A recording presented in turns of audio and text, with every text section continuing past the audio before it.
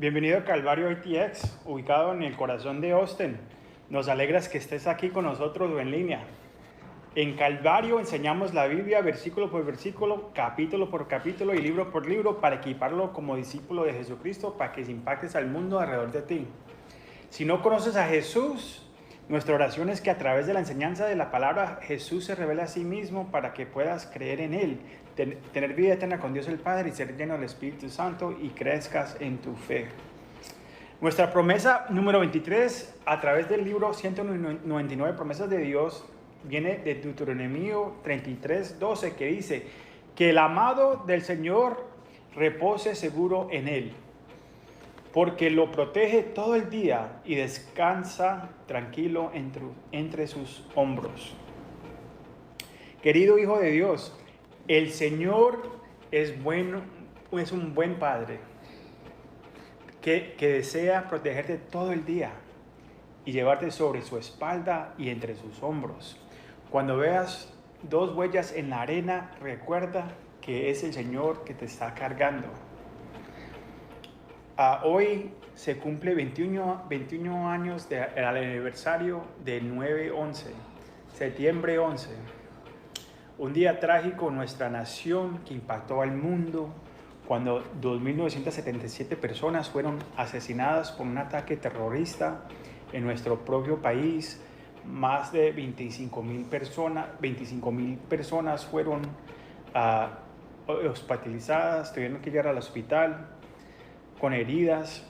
184 personas murieron en la capilla en la capital de nuestra nación, en Washington, D.C. 40 en el estado de Pensilvania cuando cayó un avión y más de 2.700 en Nueva York. 343 personas que murieron fueron los primeros en responder de la ley, la policía, los bomberos, los paramédicos, que son los primeros que van, mientras que muchos huyen del terror y de lo que está pasando. Estos han dedicado su vida a ir a donde está el peligro. Antes de empezar nuestra enseñanza de hoy, queremos orar por estas familias que perdieron a alguien y todavía están sufriendo hoy. Entonces, vamos a orar. Padre, te damos muchas gracias, Señor, por este tiempo, por estar reunidos acá. Padre, tú sabes que este tema, este día es cerca a nosotros, que vivimos ese día. Aún veo que está mi familia acá, que de Nueva York, que estuvieron ahí a los pies y todavía tenemos familia allá. Padre, muchos murieron. No sabemos quién te conocía y quién no, pero sabemos que el mal no le importa a quién mate. Padre, oramos por esas familias que han perdido a alguien, a esas familias que todavía están sufriendo, tienen dolores. Padre, por aquellos que sobrevivieron ese día y todavía tienen los pensamientos de aquel día y por un milagro todavía están vivos, pero todavía están sufriendo en su mente por lo que pasó. Padre, te invitamos a tu Espíritu Santo hoy en día a llenar este cuarto, a llenar a aquellos que están escuchando en línea con tu presencia, que solamente los puede traer la tranquilidad que solamente puedes tú, Señor. Solamente tú puedes calmar nuestras almas en un tiempo tan difícil, con tu presencia, con tu amor. Padre, el que no te conozca, que hoy sea el día de salvación para ellos.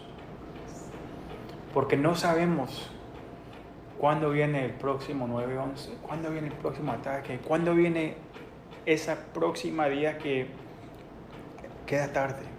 Padre, aquellos levantamos a los de la ley, los policías, los bomberos, paramédicos, los que están en las guerras, en las fuerzas armadas, que ponen su vida al frente de la batalla todos los días, que corren hacia a donde está difícil, a donde está la guerra, a donde están los que necesitan ayuda y se ponen adelante.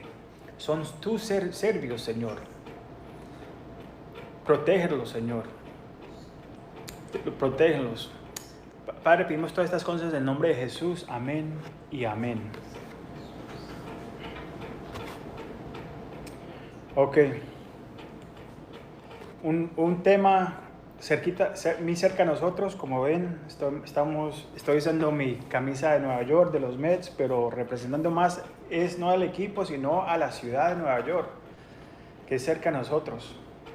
Nueva York es conocido por su diversidad, y ese día vimos que el mal busca destruir a todos. No importa qué color, qué país, qué nación, nada de eso importa, porque cuando el malo viene a destruir, a matar y a castigar a cualquiera.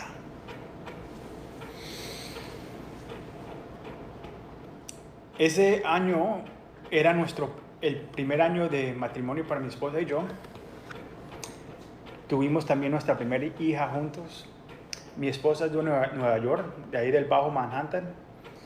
Y yo trabajaba en las dos torres, en los 90s y hasta en el 2000 también.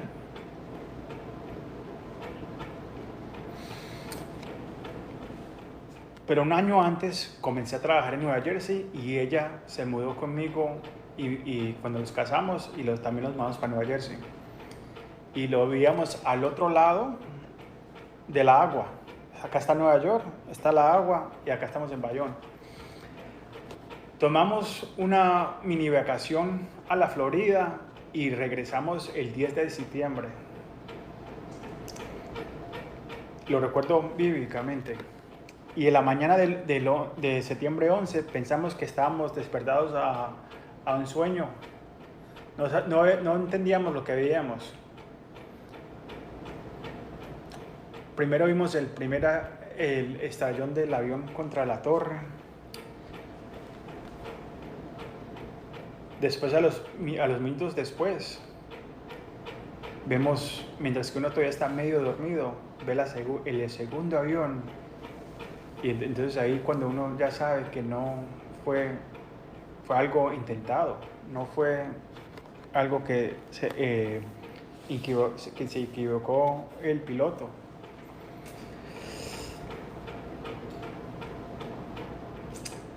Como dije antes, su familia vivía ahí en el centro de Manhattan, ahí en el Bajo Manhattan. La abuela vivía ahí al lado, aún más cerca.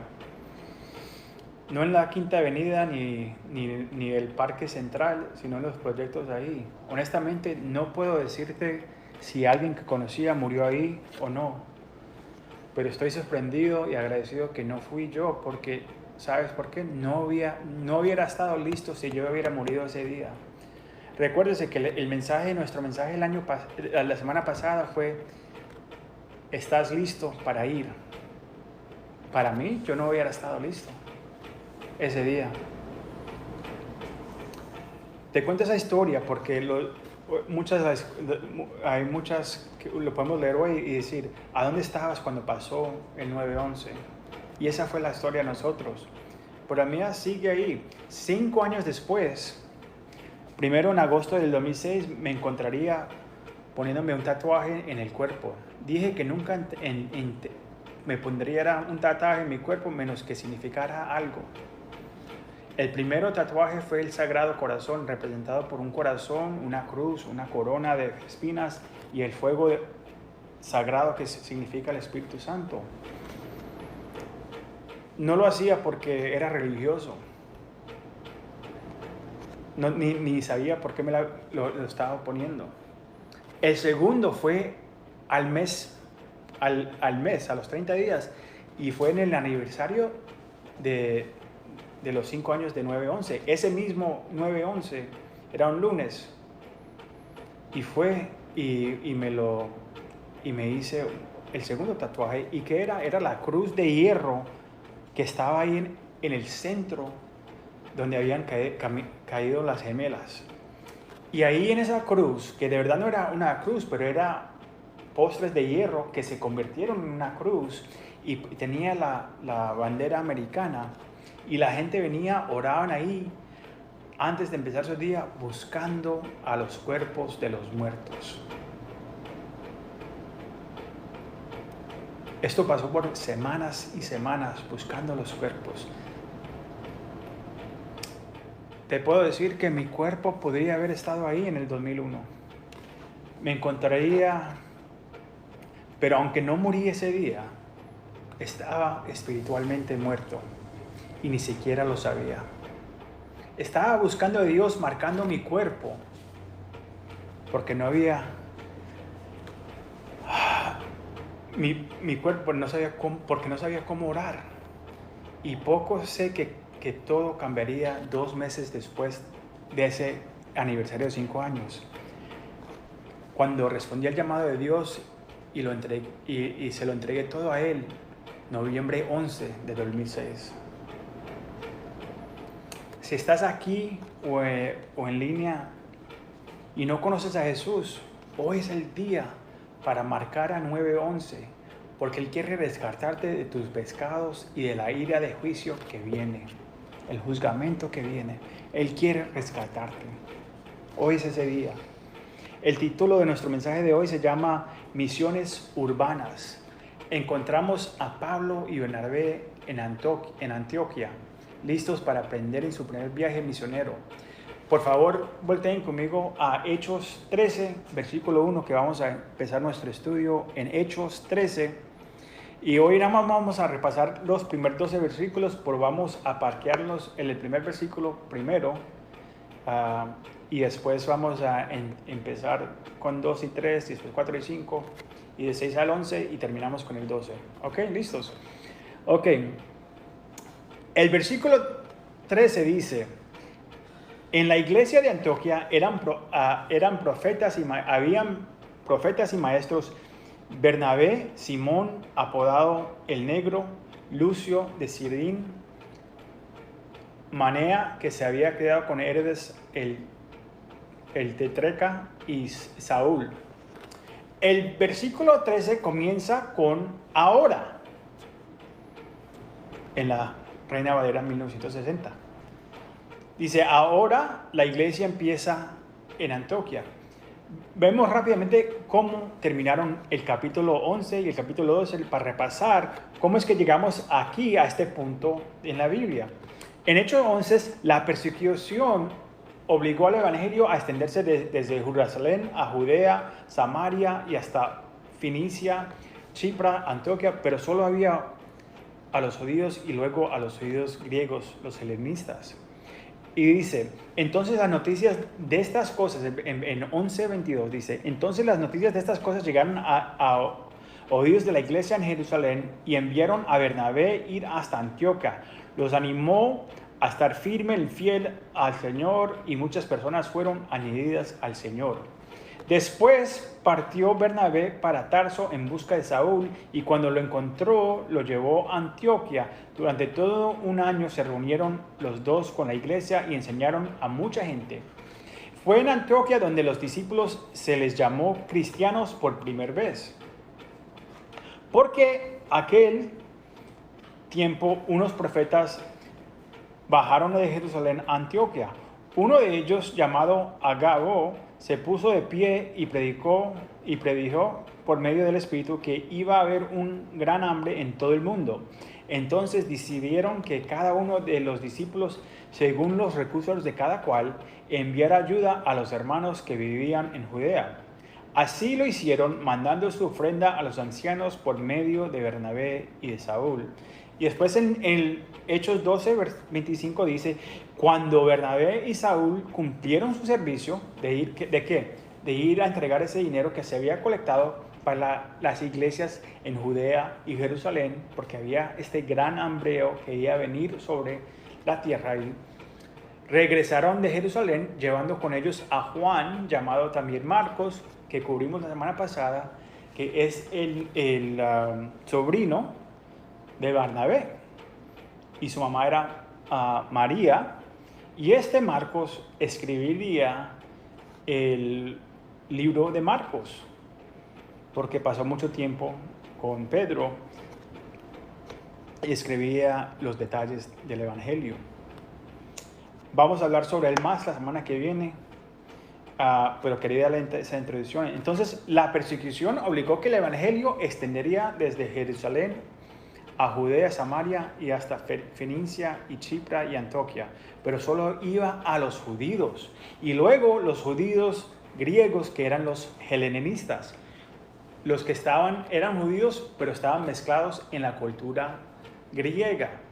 Pero ahora el Evangelio va a las naciones gentiles, comenzando en las ciudades urbanas. También vemos que está ocurriendo un cambio. Jerusalén era el centro del ministerio y Pedro era el personaje principal. El centro del ministerio ahora se está trasladando a Antioquía de Siria, la nación gentil, y Pablo será el personaje principal de los últimos 16 capítulos del libro de Hechos. En el primer siglo, Antioquía en los Orontes, en Siria, era una ciudad de más de 500,000 de personas. Era como un Nueva York, un San Francisco. Era una ciudad grande, Los Ángeles. ¿Qué pasa en estas ciudades grandes? En estos áreas urbanos, un Medellín, Colombia, un Miami, Florida. Fue la tercera ciudad más grande del Imperio Romano y estaban dedicadas al diosa griega Dafín. A excepción de Corinto, la inmoralidad abundaba en la ciudad de Antioquía más que en cualquier otra ciudad del imperio. Eso se puede decir mucho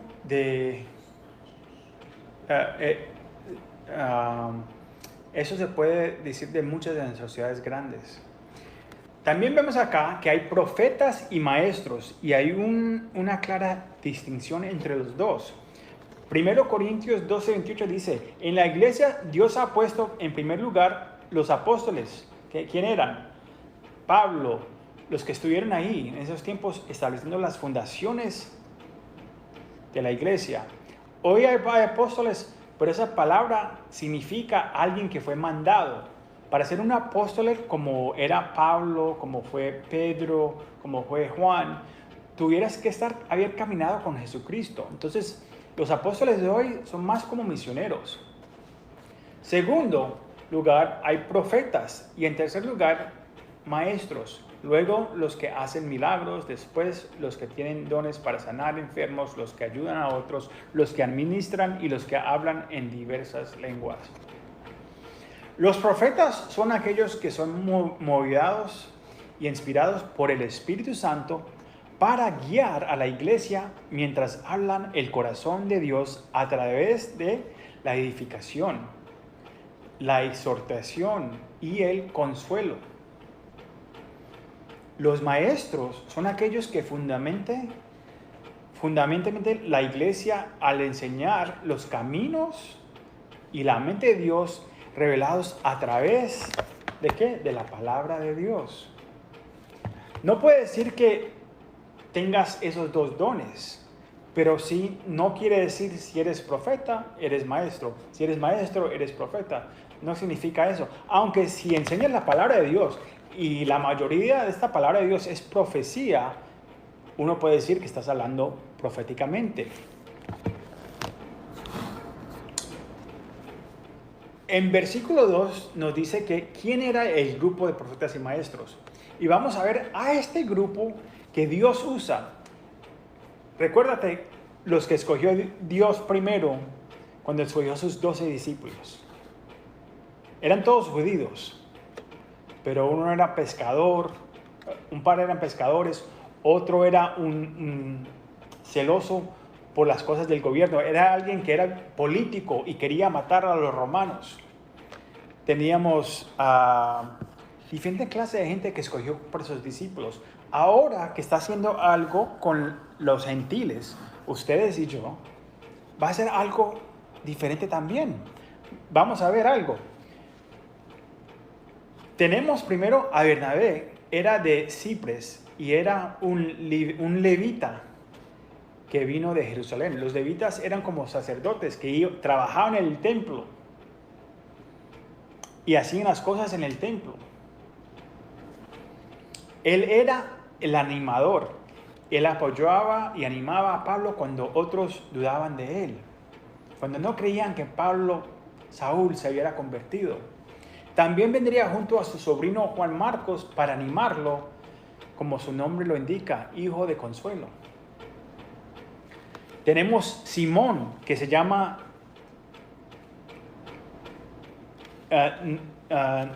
Niger, que traducido significa hombre negro.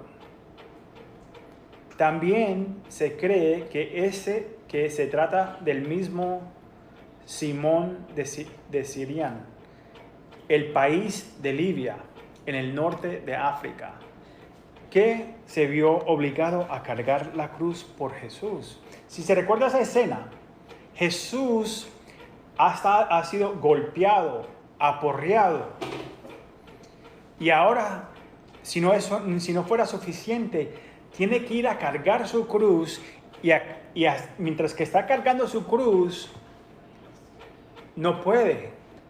Y entonces los soldados llaman a uno llamado Simón y le dicen, carga la cruz por él.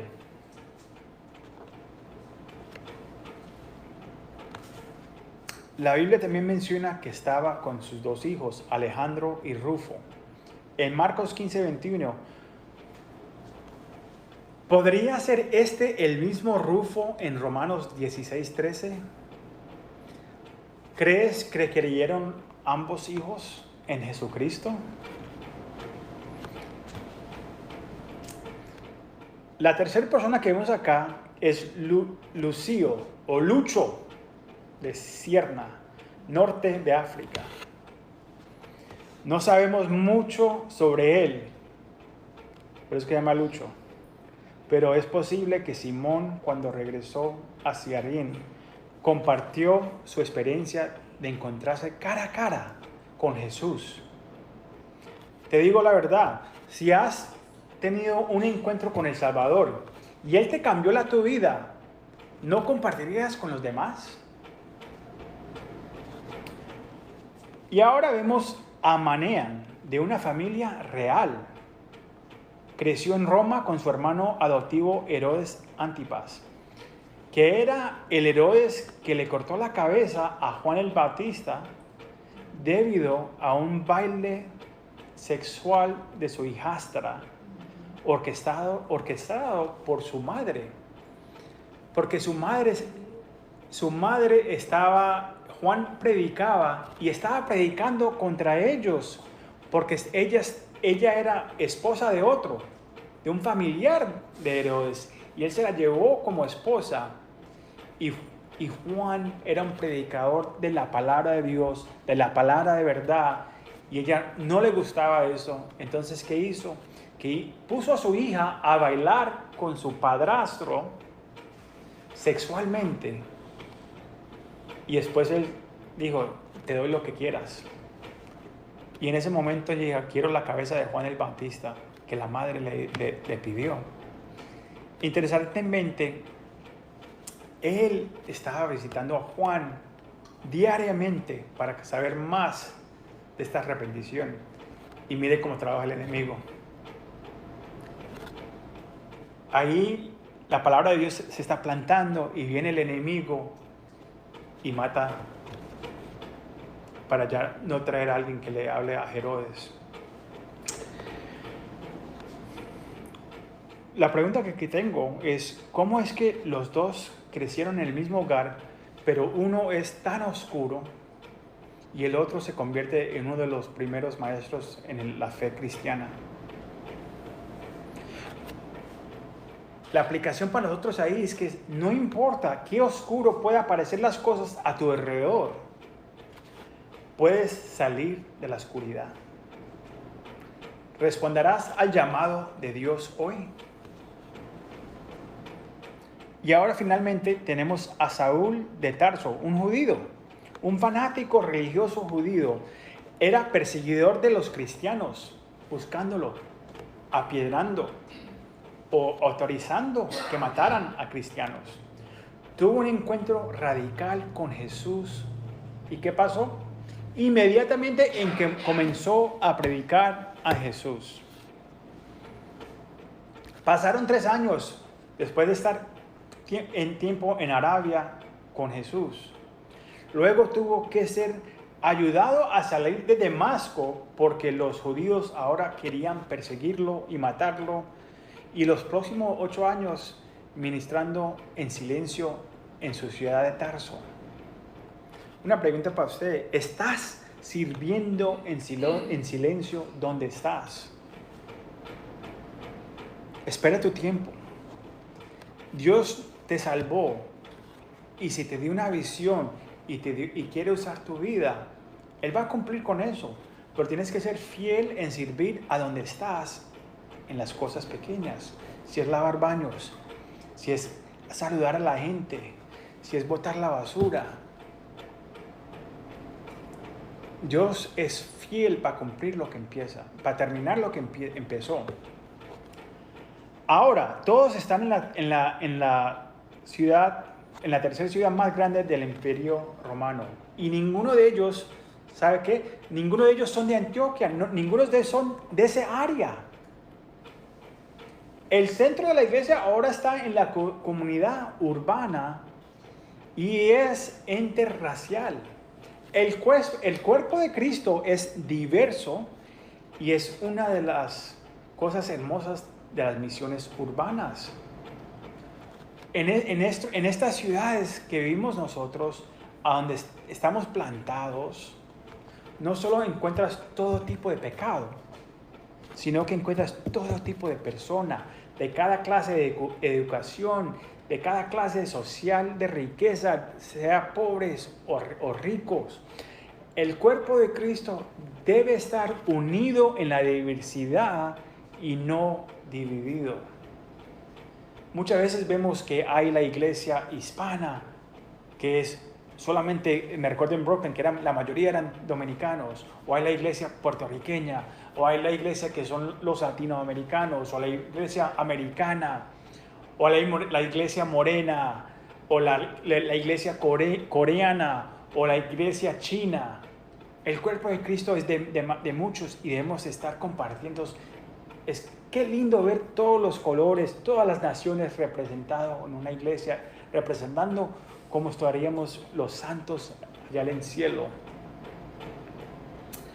Entrando al versículo 2 acá, dice, mientras ayunaban y participaban en el culto al Señor, el Espíritu Santo dijo, apártame ahora Bernabé y Saúl para el trabajo a que los he llamado. Así que después de ayunar, oraron y en ponerles las manos los despidieron.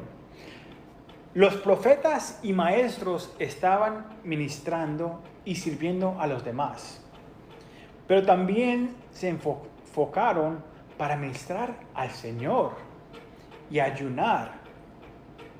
¿Cómo se ministra al Señor? ¿Cómo es que le ministramos al Señor? Dedica tiempo para honrar a Dios en oración, adoración, alabanza, escucha y honrar a Dios con tus acciones. El ayuno generalmente se refiere al ayuno de alimentos y bebidas, porque nuestro cuerpo necesita eso. De la misma manera, tenemos que sacar tiempo para ayunar y alimentar a nuestro espíritu y no llenarlos con las cosas que llenan nuestro cuerpo, pero llenar a nuestro Espíritu Santo, tener un tiempo de presencia con Dios.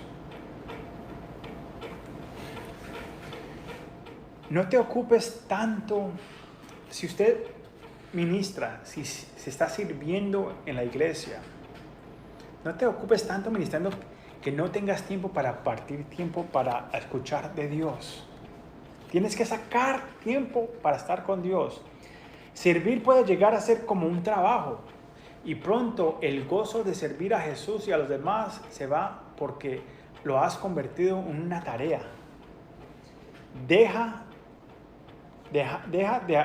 Toma tiempo para apartarte el tiempo para estar con Jesús y no y ya no le estás sirviendo, sino sirviendo para complacer a un hombre. Si no sacas ese tiempo y lo estás haciendo, ya te ha ido el gozo de Dios, y ahora nada más lo estás haciendo porque crees que es una tarea y tienes que hacer esto, y ya se fue el gozo. No, Dios no necesita a nadie. Dios te salvó y es un gozo servirle. Y si hay mucha presión sobre servir, mejor toma un tiempo libre. Versículo 3. La iglesia de Antioquía era una iglesia misional. Mandaba a misioneros. Es el primer ejemplo que vemos acá. Pablo y Saúl fueron ordenados previamente, pero ahora están siendo apartados. La palabra acá en griego es aforcio, para una nueva fase en el ministerio. Al nacer, Pablo fue separado de Dios, en Galatas 1:15, en su conversión apartado por el Evangelio, y en Antioquía para la siguiente fase del ministerio. El Espíritu Santo los envió y el propósito de la iglesia es liberarlos o, como dice acá, despedirlos. Hay que liberarlos. La iglesia no manda al pastor o al misionario. No, es un llamado de Dios y la iglesia está confirmando lo que hizo y declaró el Señor y el Espíritu Santo, y confirmando y dejándolos ir. El Señor me dejó claro que hay disculpe. Debe ser llamado y empoderado para que Él al que te ha llamado. La iglesia solo está confirmando el llamado. Algunas iglesias pueden enfocarse tanto internamente que predican la gran comisión, pero no la respaldan. Imagínense, si tuviera a un Pablo y Bernabé en su iglesia hoy, muchas iglesias dudarían liberarlos, mandarlos, porque no quieren afectar a su ministerio. Lo primero que hay que recordarse es que no es su ministerio, es el ministerio de Dios. Y si Dios lo está llamando, entonces está haciendo en contra de lo que Dios está diciendo. Cuando pensamos en misiones, siempre pensamos en lo extranjero. Hay que mandar misioneros a Cuba. Tengo que mandar misioneros a Colombia. Y sí, hay que alcanzar ahí a esos lugares. Pero el Señor me dijo claro que hay un campo misionero justo ahí en tu patio atrás, acá en la área urbana. Eres un joven de la ciudad. Tú vivías en la ciudad, creciste en la ciudad, te salvé en la ciudad. Pero es posible, había un tiempo para nosotros en las montañas, por una temporada. Hubo otro tiempo en los suburbios, pero eran para prepararnos para el llamado que Él ya me había dicho el 12 de noviembre del 2006, el día después de que me salvó. Es un buen tiempo para decirles a ustedes qué es nuestra misión y visión para Calvario. Nuestra misión es simple: amar a Dios, amar a la gente y servir a la comunidad, como con nuestra visión, dando a conocer a Jesús en el corazón de Austin, otras comunidades urbanas y el mundo, desarrollando y equipando a otros que sean llamados y enviados por el Espíritu Santo. Los otros no es para el trabajo. Mi visión no es crecer esta iglesia hasta que se explote. No, mi visión es motivar, enseñar y que crezcan en la fe para poder levantar a otros que Dios está llamando para ir a otras ciudades urbanas, a otras comunidades hispanas, a otros países hispanos o donde sean, para predicar el Evangelio. No es de crecer la iglesia. Si Dios manda a uno, gloria a Dios. Si Dios trae a uno, gloria a Dios. Versículo 4 dice, Bernabé y Saúl, enviados por el Espíritu Santo, bajaron a Seleucia y de ahí navegaron a Chipre. Y al llegar a Salmanía, predicaron la palabra de Dios en las sinagogas de los judíos. Tenían también a Juan como ayudante. Mientras son enviados por el Espíritu Santo, caminan 16 millas hasta Seleucia, al puerto de las armadas romanas, y luego navegan a la isla de Chipre, a 75 millas de distancia. No se nos dice qué fue lo que hicieron en Seleucia, pero mientras esperaban para navegar a Chipre, no se puede imaginar a estos dos ahora compartiendo a Jesús en el camino y cuando llegaron ahí. Ellos no se van a quedar callados, estos son hombres de Dios y lo que van a hacer es predicar el evangelio hasta caminando cuando llegan a esa área. Parece que se dirigieron a Chipre porque de ahí es donde es Bernabé. Esto también los da una idea que en este punto Bernabé es el líder, porque recuérdense que vino de Jerusalén. La iglesia de Jerusalén fue el que lo mandó para Antioquia, para ver qué es lo que estaba pasando ahí en Antioquia. Entonces, a este punto, Bernabé es el líder. La isla de Chipre es tradicionalmente considerada como el hogar de Afrodita, la diosa griega del amor, conocida como Venus por los romanos. Ya hemos estudiado a 3 diosas y todo lo que tienen, todos los que lo dice acá, es que todas son sexuales. Es algo que nuestra cultura sufre, antes y hoy en día. Y en los días de Pablo, en esos días de Pablo, Pafos era famoso por su impresionante templo de Afrodita. Como parte de la adoración a Venus, su esposa y hija tendrían que servir en el templo como prostitutas una vez en su vida. El área también sufría de enfermedades venéreas, también conocidas como enfermedades sexuales. Es bueno para darle una información. Según el último informe del CDC, el Centro para el Control y la Prevención de Enfermedades, hubo más de 2.5 millones de casos de enfermedades sexuales, como clamidia, la V1H, gonorrea y sífilis, alcanzando un máximo histórico por 6 años consecutivo en 2019. No tenemos los resultados del 2020 o del 2021 porque el CDC ha estado enfocado con todo lo que ha pasado con el COVID. Pero lo que dice acá es que hubo 2.5 millones de casos en los Estados Unidos de los que fueron reportados. Quiere decir que hoy eran más de 2.5 millones de esos. La mayoría, el 65%, eran entre HA1B y la clamidia. Y cada año anterior era más bajo, ha estado siguiendo subiendo. ¿Por qué les digo eso?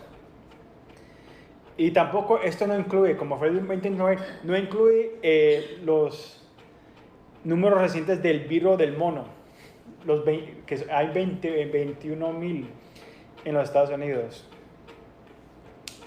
No estoy seguro de cómo el CDC previene las enfermedades, porque en su página dice que ve y tómate el examen. El examen no te va a salvar, es como el examen de COVID, no te va a salvar si lo tienes. Y las vacunas no son la respuesta a un estilo de vida sexual pecamoso y promiscuo que es el impulsado por nuestra cultura. La prevención viene al permanecer puro y atenerse de tener relaciones sexuales hasta que estés casado. Ahora, tengo esto con las iglesias. Si las iglesias de hoy están luchando con la enseñanza de que la homosexualidad y el aborto es un pecado, entonces, ¿crees que van a predicar en contra del sexo fuera del matrimonio? No. Iglesia, despierta. Hay hombre y hay mujer. El amor, el sexo se tiene en el matrimonio. Y el matrimonio es entre un hombre y una mujer. Son los únicos dos. La aborción es pecado. La palabra de Dios es claro sobre estas cosas, sobre el pecado. Lean y enseñen la palabra de Dios. Por favor.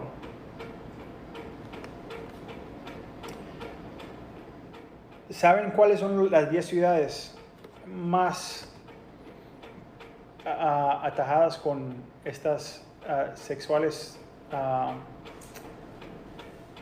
estas enfermedades sexuales? Primero fue Jackson, Mississippi, Baltimore, Filadelfia, San Francisco, Washington D.C., la capital del país, Augusta, Georgia, la ciudad de Nueva York, Montgomery, Alabama, Knoxville, Tennessee, Fayetteville, Carolina del Norte. Augusta, Montgomery y Fayetteville, no porque son ciudades grandes, sino que hay bases militares grandes ahí.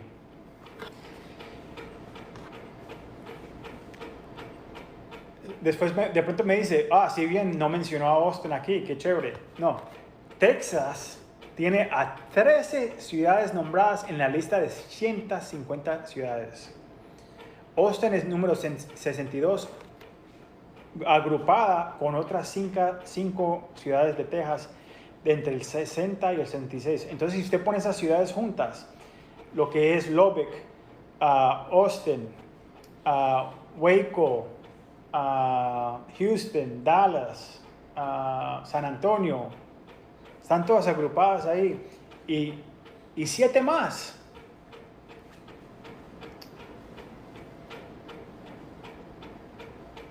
En el 2019, el alrededor de 55% de los casos de estas enfermedades reportadas fueron entre los adolescentes y adultos jóvenes de 15 a 24 años. Las grandes ciudades, los pueblos universitarios y las ciudades en las bases militar hacen la mayoría de las listas. Necesitamos orar por nuestros jóvenes en nuestras ciudades. Necesitamos que el Señor traiga avivamiento, porque el pecado, el malo, está corriendo. Estamos llamando lo que es malo bueno y bueno malo. Estamos aún en la iglesia.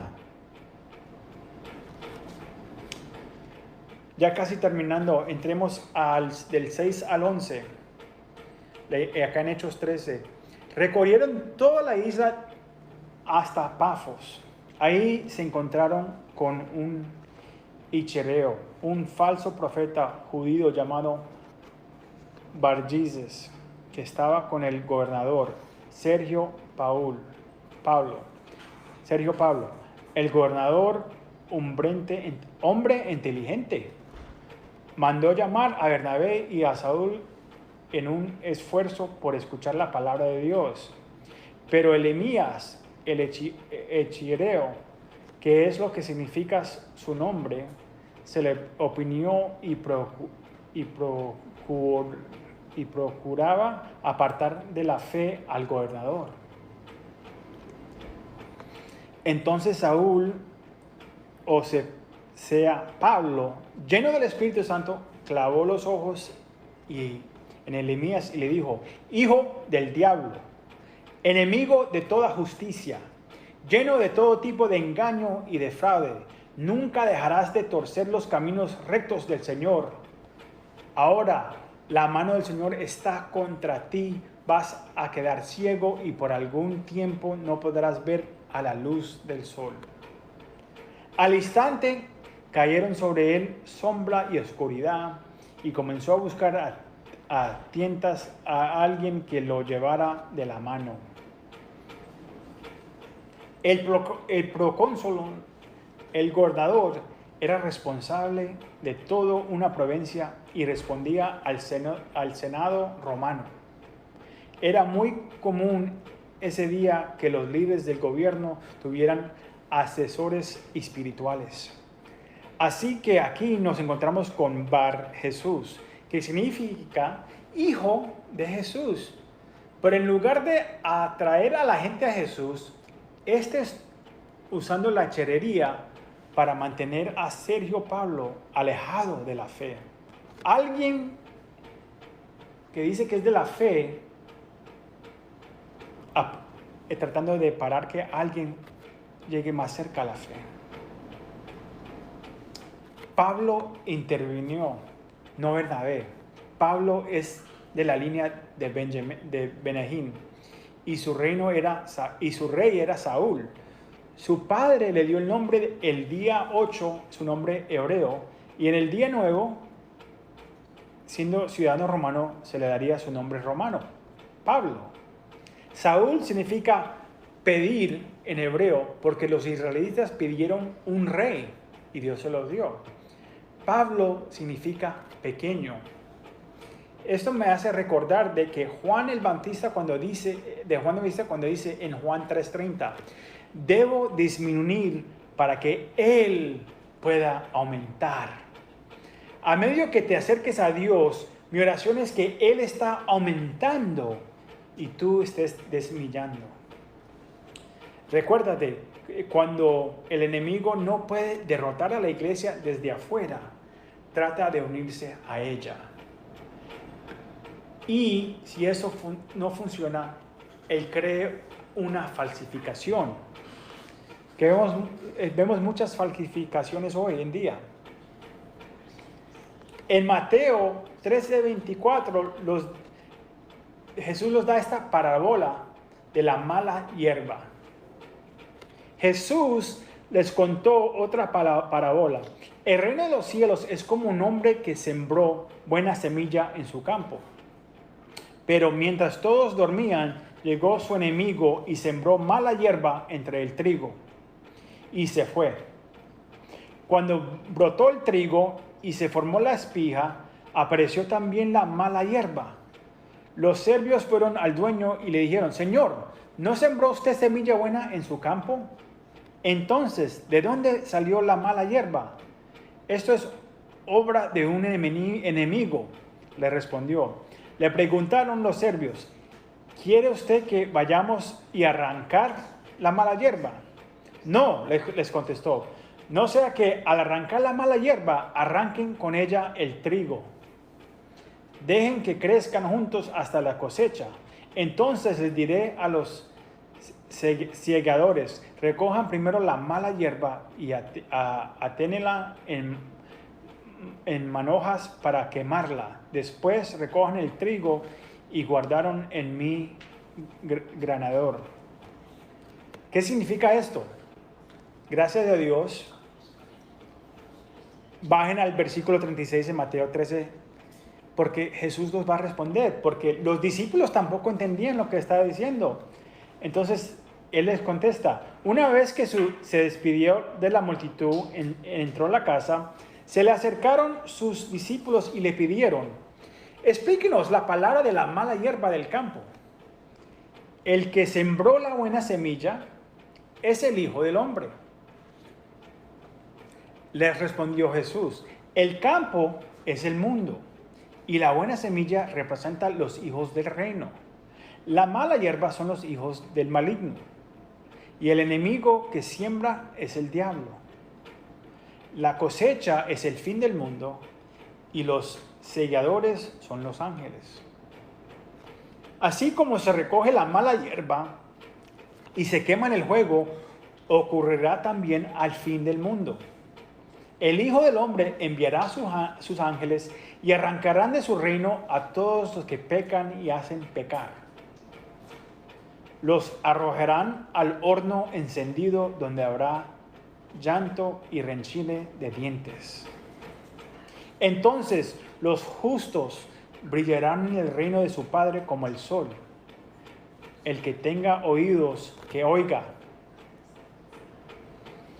No debe de extrañar que haya un falso maestro, porque segundo Pedro 2 también dice, en el pueblo judío hubo falsos profetas y también entre ustedes habrá falsos maestros que encubiertamente introducirán herejías destructivas, al extremo de negar al mismo Señor que los rescató.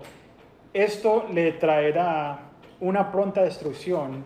Muchos los seguirán en sus prácticas vergonzosas y por causa de ellos se difamará el camino de la verdad. Habían falsos maestros entonces y hay falsos maestros hoy. Simplemente encendiendo el televisor y encontrarás muchos, pero no solo los de la televisión. Hay muchas iglesias pequeñas donde pasan muchas falsas cosas. Enseñan sobre la prosperidad, que si cosechas lo que cosechas, que Dios te va a dar más para traer gente que entreguen su dinero. Vemos muchas malas enseñanzas que están predicando cosas que no son de la palabra de Dios. Pablo está lleno del Espíritu Santo y comienza a dirigirse al falso maestro. ¿Cómo se dirige a él? Directo y recto. Hay una diferencia entre dirigirse a un pecador y a un falso maestro, un hijo del diablo. La gente a menudo dice, no juzgues, citando a Mateo 7, incluso sin leer la Biblia. Pero si abren la Biblia y la leen más, Jesús nos llama a ser inspectores de frutas para detectar a los falsos maestros por el fruto que dan. Un fruto, si es un árbol que da fruta buena, lo reconocerás. Hay fruto que es malo. Entonces hay que mirar los frutos de la persona. No cualquiera que dice que conoce a Jesús va a entrar al reino de Dios, dice la palabra de Dios. Serás conocido por tu fruto. En Mateo 23, aborrando a los falsos enseñanzas de los fariseos y escribas, Jesús los maldijo con 8 ayes. Ay, les dice, y los llamó hipócritas 8 veces. E incluso les dice, ay de vosotros guías ciegos, lo cual es una buena manera de ver lo que sucede a continuación. Pablo le da a este hechiero lo mismo que Jesús le había dado a Pablo, lo puso ciego. Estaba llevando a otros por el mal camino. Ahora este hechicero necesita ser guiado. Esta es la gracia de Dios. Estará ciego por un tiempo solamente. Dios podía haber matado, como vimos a Ananías en Hechos 5. ¿Cuál es el propósito? A ver si se arrepentiría. Pero no sabemos si se arrepintió o no. La pregunta para ustedes es, ¿has estado caminando espiritualmente ciego, pero ahora el Señor te está abriendo los ojos para escuchar y responder a su palabra? Hoy es el día de salvación. A terminar acá, en el versículo 12, al ver lo sucedió, el gobernador creyó maravillado ¿en qué? En el milagro. No, maravillado en la enseñanza acerca del Señor.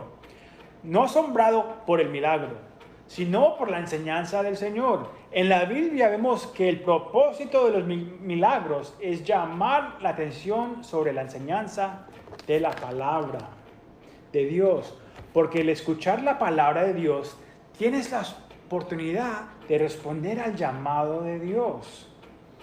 Pablo escribe más tarde a su joven hijo en la fe, Timoteos, esto.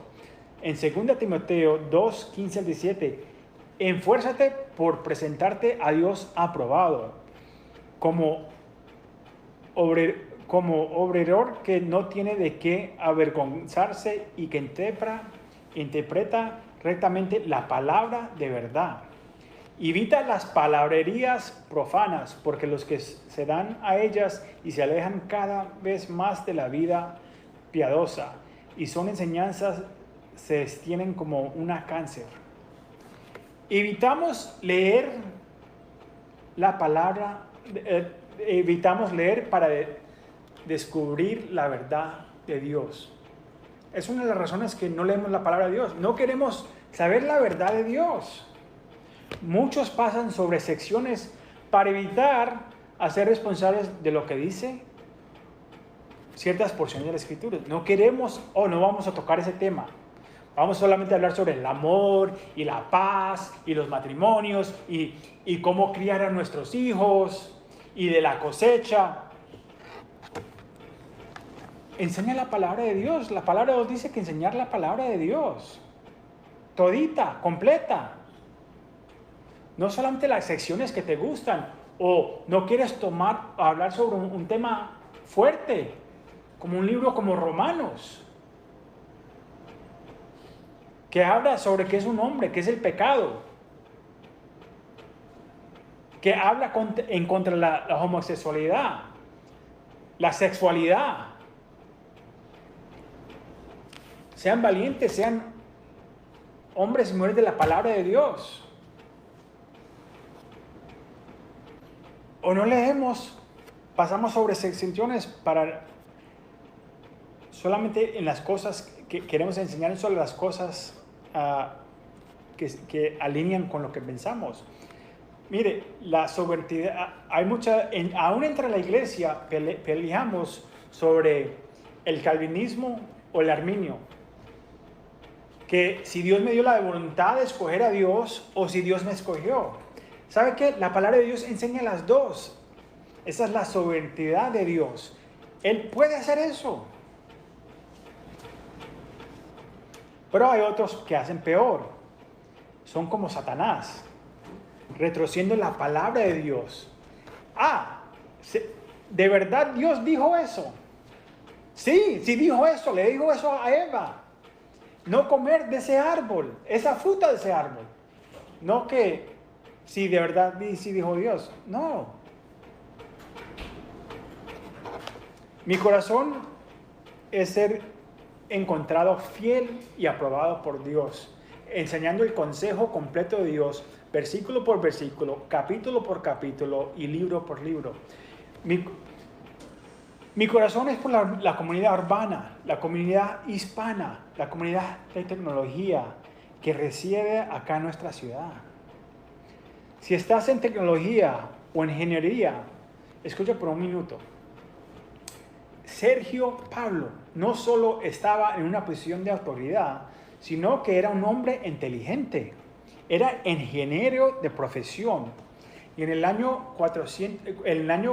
47, Lucho, Sergio, Pablo y otros 4 ingenieros fueron llevados a Roma porque el río Tiberíades se desbordaría. Ayudó a diseñar un plan para abortar la llanura de inundación en Roma. Los romanos también fueron los primeros en construir túneles de cemento debajo del agua. Como ingeniero de redes que soy yo y líder en tecnología, mi corazón es para aquellos que están en tecnología también. Dios también quiere salvar a las personas inteligentes. El Valle de Silicio en California puede decir que no hay lugar para Dios, para los inteligentes, pero estamos en las colinas de Cecilio, acá en Texas. Y Dios ama a nuestra ciudad, pero más importante, Él te ama a ti. Cuando vienes a la ciudad encontrarás de todo. Nuestras ciudades están bajo una fuerte oscuridad espiritual, impulsadas por el dinero, el sexo, el orgullo y el mal. Pero esta historia nos hace recordar que el reino de Dios es para todos los que están dispuestos a responder y al escuchar la palabra de Dios, independientemente de su posición o de lo inteligente que crezcas que seas. Mientras el Señor te habla hoy, abrirás tu corazón y creerás que Jesucristo vino a morir por tus pecados y rescatarte y resucitó y va a regresar para rescatarte. Hoy es el día de arrepentimiento y la salvación. Oremos. Padre, te damos muchas gracias, Señor, por tu palabra. Te damos gracias, Señor, porque los has sacado de la oscuridad. Gracias, Señor, por traerlos a la ciudad, Señor.